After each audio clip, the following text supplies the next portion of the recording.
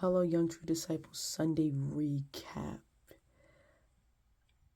And a pastor came from Genesis 45, for those who know, who read their word. This is about Joseph's story. It's towards the end almost.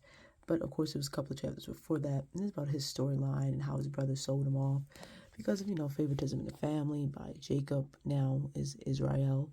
And, jealousy peaked in. And they sold their brother, really wanted to leave him for dead. But he ended up in Egypt. And then fast forward, the whole, thing is famine came upon the land. And Joseph was the one who had a position. He had a platform to save his family and other people as well. And it's just the key verse that I wanted to read, because I'm not going to read the whole chapter.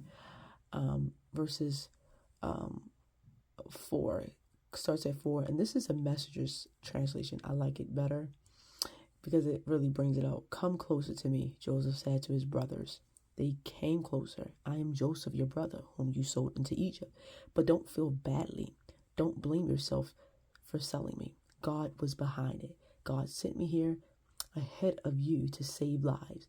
Then there has been a famine in the land, and now for 2 years. The famine will continue for 5 more years, neither plowing nor harvesting. God sent me on ahead to pave the way and make sure there was a remnant in the land to save your lives in an amazing act of deliverance. So you see, it wasn't you who sent me here, but God.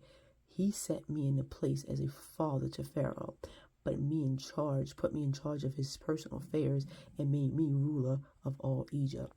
So the topic was uncommon favor, and then the subtopic was you're set back to be set up, and of course for the favor of God. So to encourage you, Sunday recap, God sometimes wants you to stay uncomfortable. He wants you to stay in uncomfortability because you experiencing hardship, knowing how to endure, knowing how to be betrayed, knowing how to be abandoned, even neglected, sometimes even hurt. And not saying that God causes these things, but there's events in our lives that happen from whether it's people we know, family members, friends, whoever.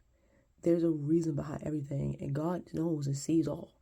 So remember, your setback, your downfall, your mistake, your hurt, your pain.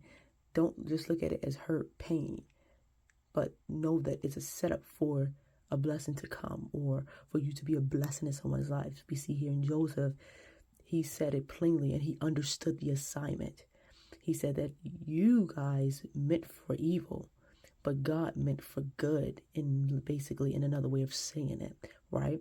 He didn't hold any resentment, any bitterness. He could have. He kind of had every right to, right? His own brothers tried to kill him and send him into slavery, right?